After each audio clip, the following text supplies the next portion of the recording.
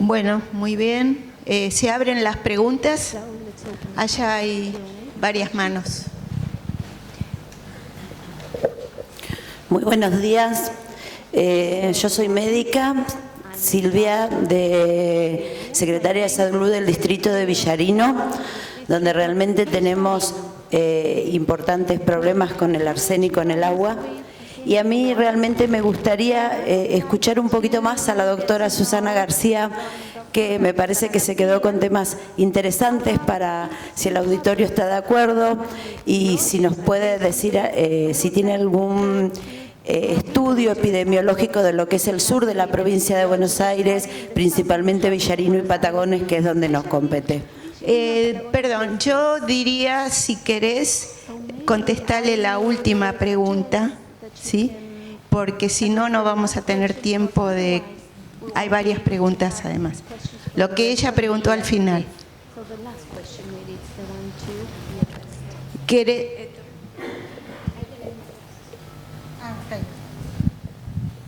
La verdad es que no tengo en la cabeza resultados de estudios hechos en el sur de la provincia de Buenos Aires.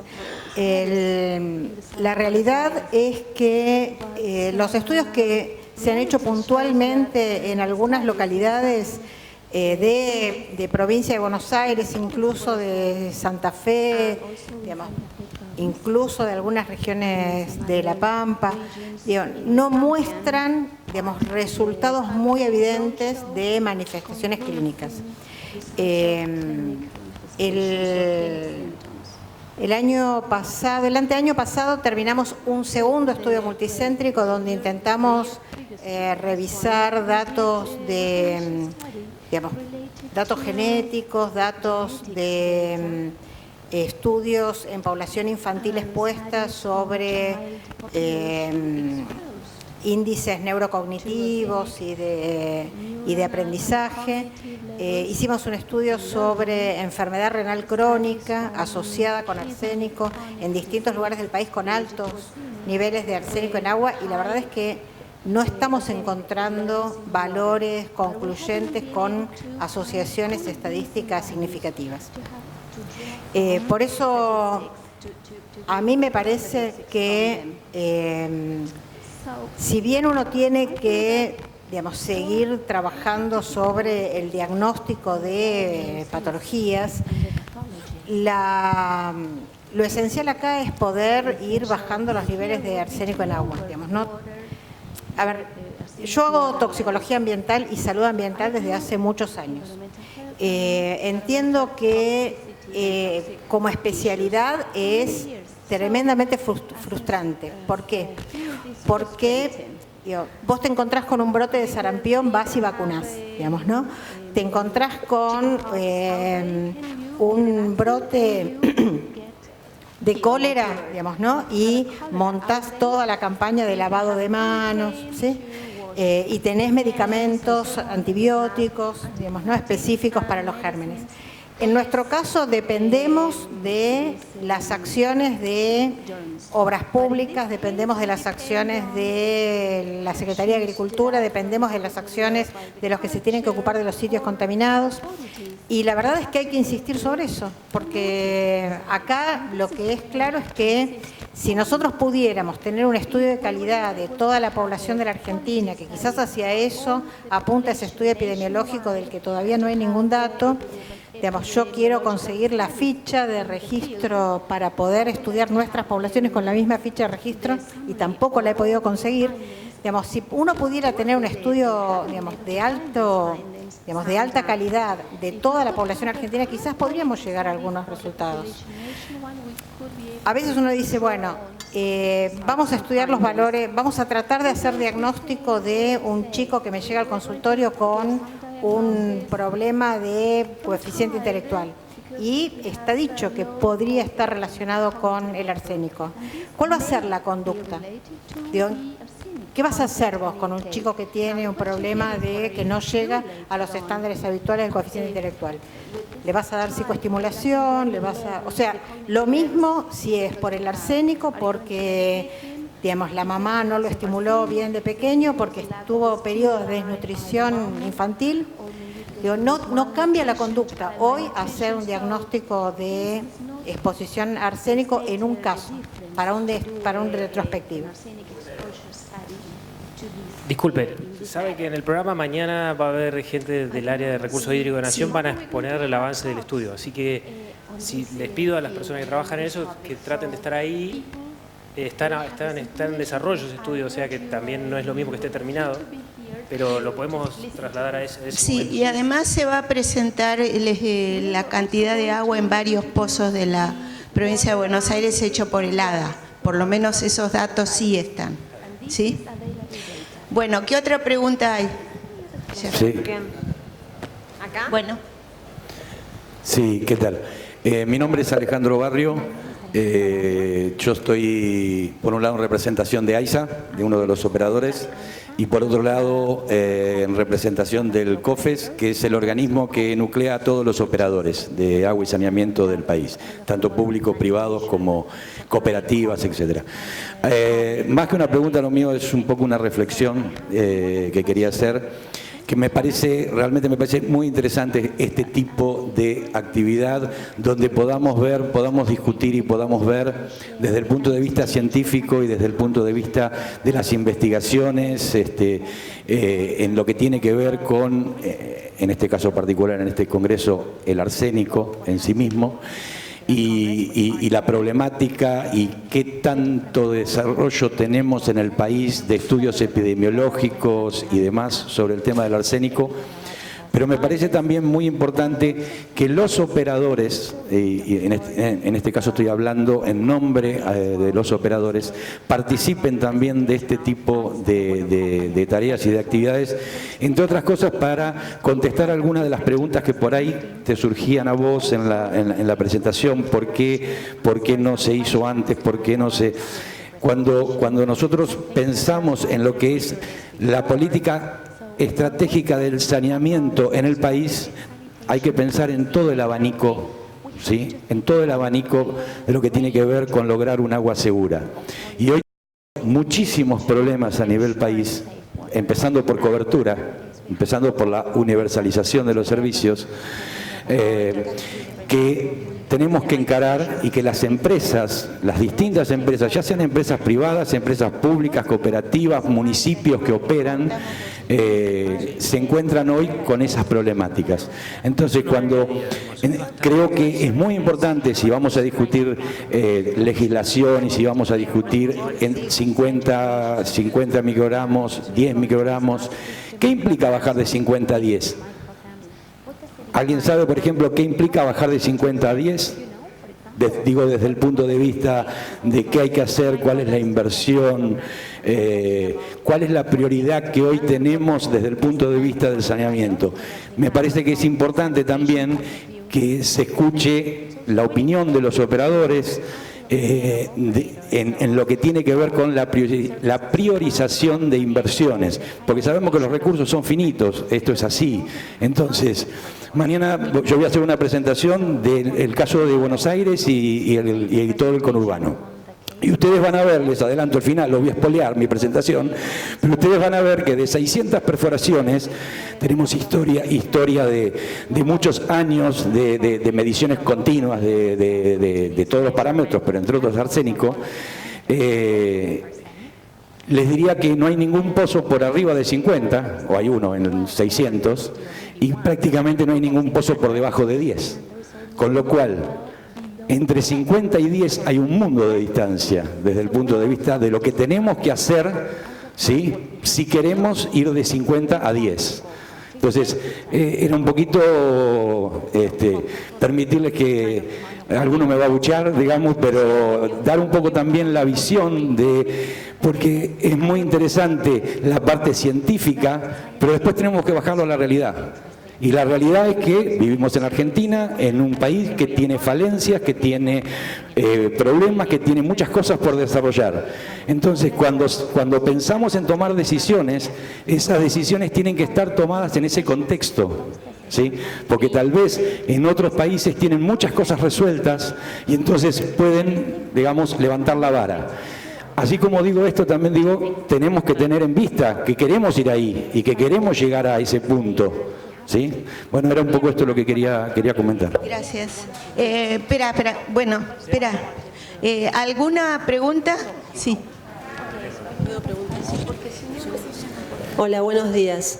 Mi nombre es Raquel Pioletti, yo soy abogada y quisiera hacer una reflexión conjuntamente con la colega, la doctora Laura Noceda. Soy abogada de Obras Sanitarias Mar del Plata, que es un prestador también de servicios de agua, cloaca y pluvial en la costa de la provincia de Buenos Aires.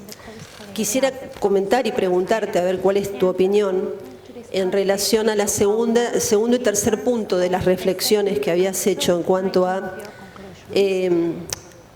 ajustar en los marcos normativos, por ejemplo el provincial, a un aspecto que resista el test de constitucional. Vos habías planteado ahí que era inconstitucional por no...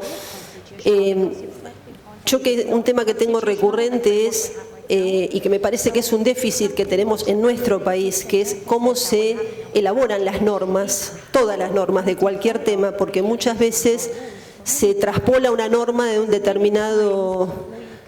o de tomada de distintos lugares en la que funciona adecuadamente, pero la traspolación no siempre contempla los contextos y muchas veces, y por eso después algunas normas fracasan en nuestro país, porque no se ha considerado eso. Y en este aspecto, como vos bien planteabas, que hay principios propios del derecho ambiental, uno que tal vez podríamos incorporar, quería saber tu reflexión también, es el de progresividad, poder ir llevando esa aspiración a la medida, nosotros que lo vivimos como prestadores, a la medida de poder satisfacerlo con recursos que son escasos, pero recursos que son los que tenemos que utilizar para que no terminemos siendo inequitativos en la provisión de las mejoras. O sea, la idea es que con lo que recibimos de recursos no demos un servicio de agua plus, premium para unos pocos y después no podamos llegar a extender la red a los que hoy no tienen nada, y esa es nuestra gran preocupación.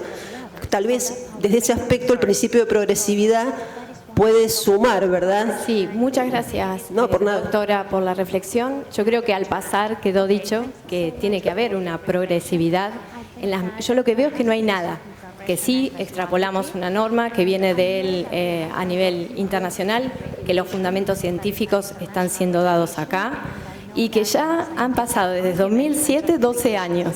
Entonces, yo entiendo que la tarifa en su momento estuvo atrasada, sufrió un incremento como para tratar de tener realidad con todo todas las obras y tareas que se tienen que realizar para brindar un servicio de calidad.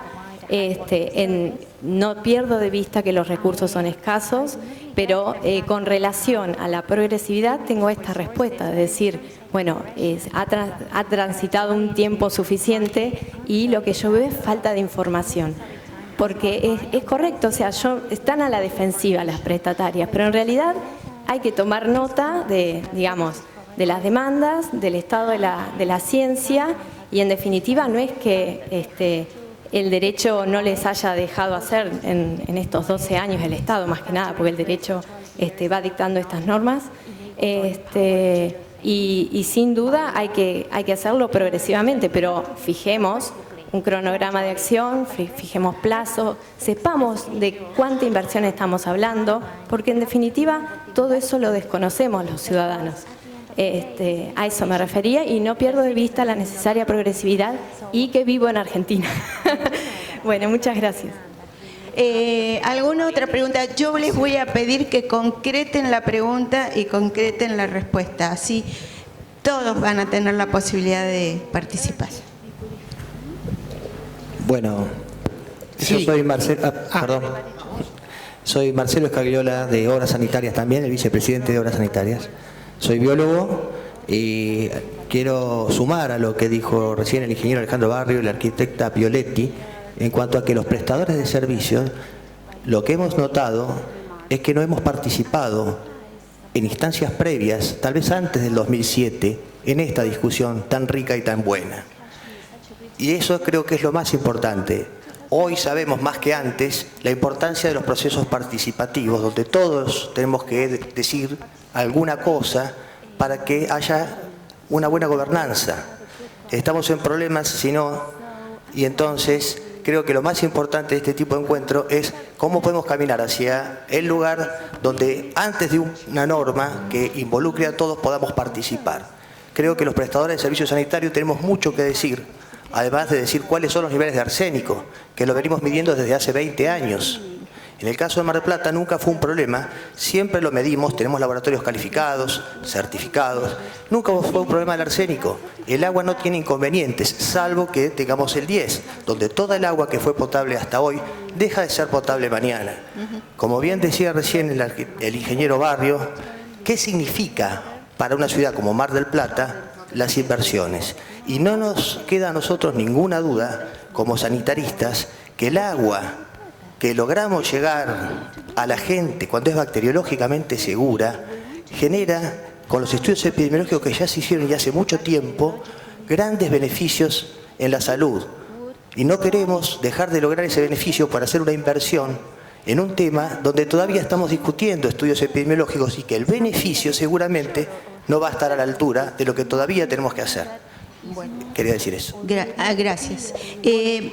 A partir de ahora, según me dijo Leonardo, habría 15 minutos más. Les vuelvo a pedir que hagan una pregunta o un comentario concreto y lo mismo la respuesta, porque se ve que hay mucha gente que quiere participar. Pero no nos vamos a extender más allá de los 10-15 minutos. Sí, ingeniero Seriale de FEDECOBA, Federación de Cooperativas Eléctricas y Servicios Públicos de la Provincia de Buenos Aires. Represento a los prestadores más chicos, no a Obras Sanitarias de Mar del Plata, no a AISA. Pero tenemos 70 cooperativas distribuidas en todo el ámbito de la provincia de Buenos Aires con la misma problemática. ¿Por qué hice esa pregunta en el medio de la exposición? Porque se desprendía de lo que dijo la doctora, que nos teníamos que adecuar esos 10 microgramos por litro de tenor de arsénico.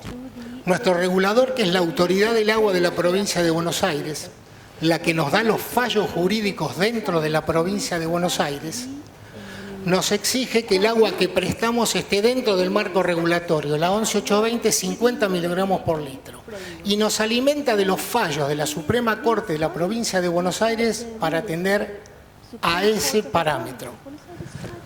Y hoy vos preguntaste, o alguien preguntó, si alguien había cuantificado los costos de pasar de los 50 miligramos por litro a los 10 miligramos por litro. La Federación lo hizo conjuntamente con un convenio que firmó con AISA para nuestro plan director y se evaluó ese monto para el año 2013 para 70 cooperativas que dan agua potable a 500.000 habitantes en el orden de los 500 millones de dólares. Cifra que es impracticable, ni hay manera de que tanto el Estado provincial como el Estado nacional fije los recursos para eso. El sector cooperativo no dispone de fondos ni de la nación ni de las provincias. Dispone de los fondos que se le pueden cobrar a cada uno de los usuarios de cada una de nuestras cooperativas de servicio. Así que por eso tal vez vehementemente me expresé y le pido disculpas a la doctora, con que tengamos cuidado cuando ponemos distintos números para que lo tome mucha gente y después no se pase. Les agradezco. Mañana en la exposición vamos a explayar un poco estos temas. Yo quería decir una cosa muy breve, o sea, mañana vamos a tratar el tema, va a haber mesas redondas, pero yo no quisiera realmente que acá hubiera la grieta, ¿no? Esa grieta horrible. Los operadores y los que estamos por, o sea, los que podríamos estar por el 10 y los que podríamos estar por el 50. No. Bueno. Ok, ¿qué otra? Allá hay otras preguntas. Perdón, pero me quedé con ganas de hacer la pregunta finalmente. Bueno, le pregunto a la doctora Susana. Finalmente, el valor de 10 entiendo que viene de una recomendación de la OMS y viene de un valor que se establece en Estados Unidos. La pregunta es, ¿por qué no 1 entonces?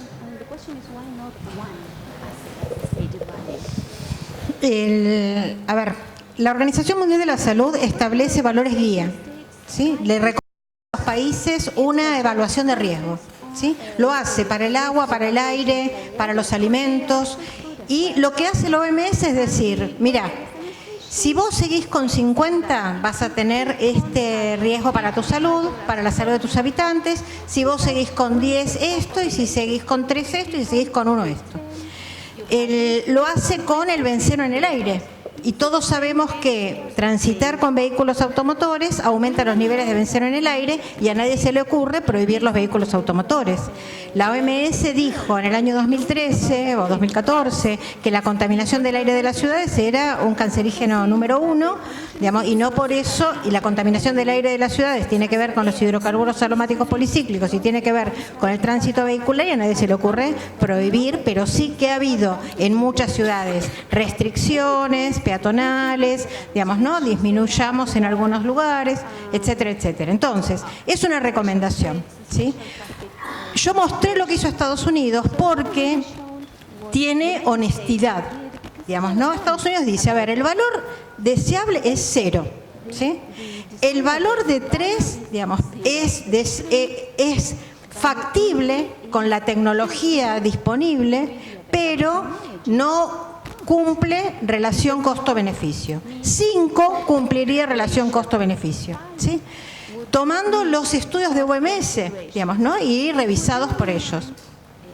OMS tomó los estudios de Bangladesh. Bangladesh hace 20 años, me corregirán mejor los que conozcan mejor el tema, hace 20 años planteó lo que planteaste vos. Dijeron, la gente acá se muere de diarreas, ¿sí? Porque toma agua superficial, hagamos pozos. Hicieron pozos, le dieron a todo el mundo agua de pozo, creo que fue hace como 40 años, y la gente se empezó a morir de arsénico. Y entonces dijeron, digamos, no nos dimos cuenta que el agua de pozo, no había más diarreas, pero empezaron a tener esas enfermedades de pie negro, porque eso es Bangladesh. Tantos millones de personas que las mismas, eso lo hizo UNICEF, Naciones Unidas hizo los pozos.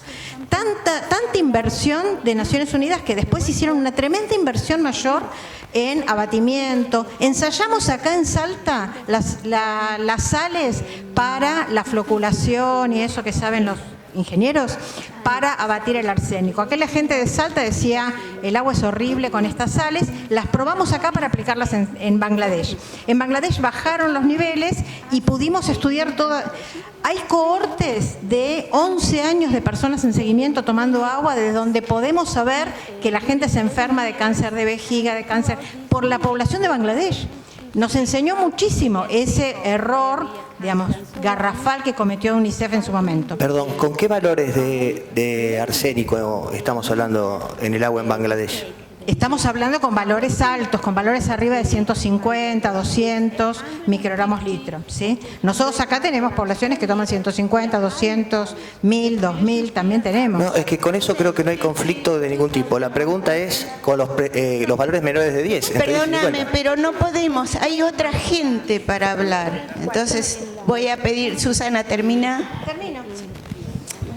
Entonces, a mí lo que me parece es que Argentina tiene que dar una discusión. Ayer hablábamos informalmente con algunos investigadores de acá que decían, falta hacer muchísima exploración de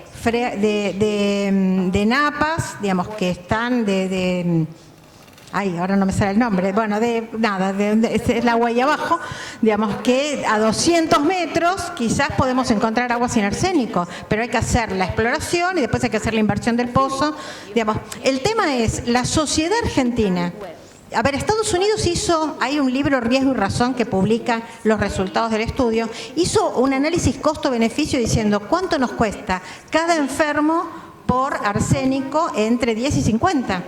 Y dijeron, es más el costo para el país de los gastos en salud, de las enfermedades derivadas, que no te contesté, pero hipertensión, diabetes hay que buscar en las poblaciones, digamos, que tenemos expuestas a arsénico. Tratar a esa gente es más caro que construir pozos. Cuando Estados Unidos dice, nosotros tomamos 10, es porque llegamos a la conclusión de que es más caro pagar los costos de salud que hacer la inversión en tecnología. Gracias. ¿Alguna otra pregunta? ¿Había un micrófono allá? Sí, Ethel Villar, yo vengo del área de bromatología de Rojas. Bueno, si bien entiendo que se expuso que la ley 11.820 está desactualizada aparentemente, bueno, nos tenemos que manejar dentro de un rango normativo. El ADA se expide a favor de la 11.820. Entonces, no sé cuál es la ley que debemos tomar en este momento hasta que el estudio esté completo y se decida finalmente. No es fácil para las municipalidades, tengo entendido que por ahí, en algunos lugares, que en Rojas pasa a veces hasta cuesta que la gente tenga agua. Entonces, tampoco sería tan fácil adecuar al valor del código alimentario. No sé, no entiendo mucho, pero pensar en una doble cañería, a lo mejor eso se va a discutir mañana. Y por otro lado, desde la bromatología, nosotros, todas las municipalidades deberían adherirse al Código Alimentario para utilizarlo como ley. Hace un tiempo que se está haciendo eso, es decir, la municipalidad, el distrito que no está adherido al código, en cierto modo no lo podemos tomar como ley, como normativa vigente. No sé cómo estamos con respecto a la adhesión al Código Alimentario. De eso me gustaría ver la opinión. Bueno, acá vemos la distorsión que se sucede por digamos, esta especie de complacencia a la que yo me referí con relación al Estado, que es entendible que no se puede cambiar las cosas de un día para el otro. Estamos hablando ya de 12 años desde que se adoptó la decisión. Y otra distorsión es que el Código Alimentario argentino es obligatorio para todo el territorio de la República Argentina. No es necesario que haya una ley de adhesión, ¿sí? Pero bueno, se entiende la dificultad que hay para adoptar por parte de los prestadores los niveles sugeridos. Se suspendió así también con esa resolución a nivel nacional la aplicación del Código Alimentario.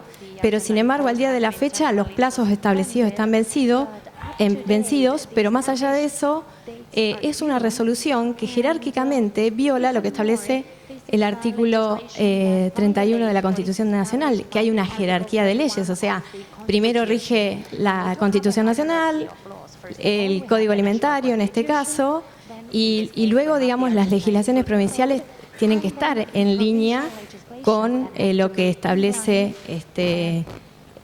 las leyes nacionales. Por eso digo que se sucede una distorsión donde nos parece que lo normal, porque está avalado y nadie ha dicho nada y mientras no haya una presentación formal judicial, no se hace valer. Yo me referí, no lo dije expresamente, pero hay un fallo a nivel de la Corte Suprema de Justicia de la Nación, que es el fallo Kersich de fines del año 2014, donde obligó a APSA a adoptar las medidas necesarias para alcanzar los niveles requeridos por el Código Alimentario. Y eso es, digamos, el que está sonando más fuertemente porque en nuestro máximo tribunal en Argentina está avalando esto, más allá de que sí hay que dar una discusión y ver cuál es el costo, en qué nos beneficia, pero yo lo que veo es que con esa excusa no se hace nada. Entonces, bueno, ver si realmente nos conviene, en qué medida, cuáles son las tecnologías disponibles. Una cosa es dar agua a las ciudades, otra cosa es dar agua a la gente que vive en el campo, y bueno, y tampoco se está teniendo en vista eso. Gracias. Bueno, una última pregunta. ¿Qué?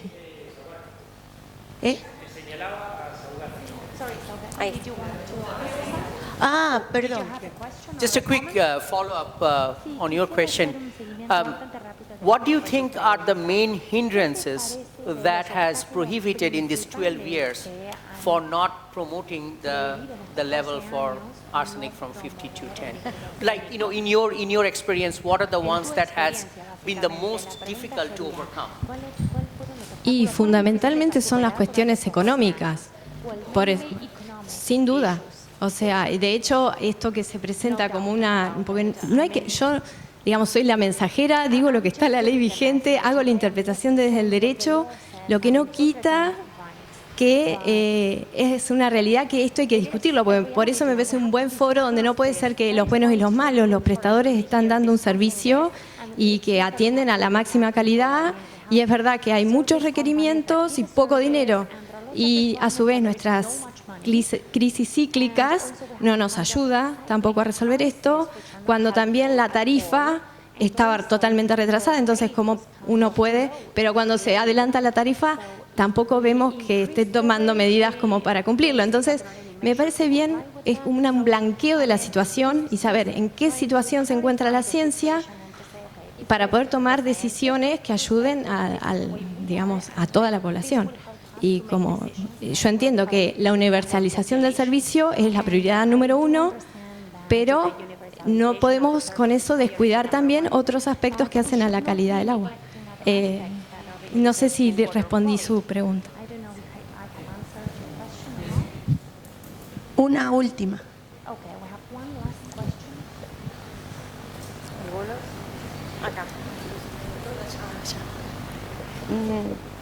No, ya hay alguien ahí atrás, ¿no?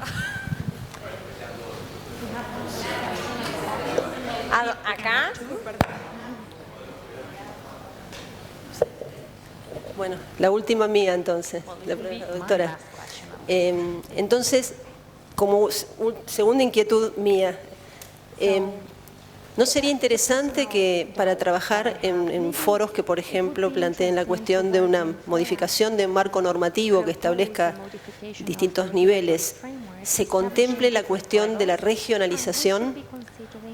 O sea, además de la progresividad, además de los datos que tengamos científicos y técnicos, pero contemplen también distintos regímenes o regímenes que contemplen el contexto a aplicar en cada región, porque no es lo mismo. Yo he estudiado en detalle la situación jurídica del tratamiento en la cuenca Matanza-Riachuelo y sus distintas problemáticas a partir del fallo Mendoza del año 98, y la realidad es que no es igual la problemática que presenta esa cuenca, que es muy particular, con otros sectores de la misma provincia, sin hablar de Cava, de otras provincias. Entonces, las normas para poder ser, es más, para que se puedan cumplir de manera más adecuada y real, tal vez también deben contemplar la posibilidad de que tengan parámetros regionalizados. ¿Cuál es tu opinión al respecto? No, coincido y me parece que este debería ser el puntapié inicial para tener en la mesa a todos, digamos, los interesados representados y tener realidad de lo que se vive en cada región, como vos decís. Incluso pensar digamos, en plantas que tal vez sean compartidas por varias localidades. De hecho, cuando hablamos de presupuestos mínimos de protección ambiental, nunca se establecieron parámetros cuantitativos porque son inaplicables un parámetro para todo el territorio nacional por la diversidad de situaciones y lo local del fenómeno también, incluso en una misma ciudad, como he hablado varias veces con Leo, donde tenés un pozo que da un valor y el otro que está al lado y da otro valor. Entonces, me parece adecuada tu sugerencia. Perdón, había alguien por ahí que quería hacer una pregunta y esa sí va a ser la última. Hola, buen día. No, mi pregunta es muy médica y muy cortita y es ¿de qué forma se conforma un caso? O sea, ¿con qué criterio se define un caso? No llegué, pero en la presentación vas a ver, hay un tutorial de notificación del Ministerio de Salud que lo elaboramos nosotros en el año 2014, que es un tutorial de notificación de intoxicaciones en general, digamos, donde está desde el monóxido de carbono, las picaduras por arañas y la intoxicación por arsénico. Ahí se define los criterios para la notificación clínica y de laboratorio. ¿Qué se considera un caso sospechoso? ¿Qué se considera un caso confirmado? Digamos, con los signos clínicos, con los signos de laboratorio, cantidad de arsénico en pelo, en uñas, en orina. Hoy solamente se recomienda orina porque no tiene buena correlación el pelo y las uñas. Digamos, eso no está todavía actualizado en el tutorial, digamos, pero ingresá por Google, poné tutorial, notificación, intoxicaciones y ingresá si están las definiciones de caso sospechoso, caso confirmado. El Sistema Nacional de Vigilancia de Salud tiene incorporado el ACRE como una patología de vigilancia y de notificación obligatoria, con lo cual, en realidad, si todos hiciéramos lo que tenemos que hacer, si alguna vez mandáramos preso a algún médico por no notificar, se notificarían todos los casos y tendríamos una buena estadística nacional. Gracias. Bueno, quizá quede alguna pregunta, pero los invito, digamos, a que mañana van a quedar las charlas de gestión y van a ver que en el programa dice...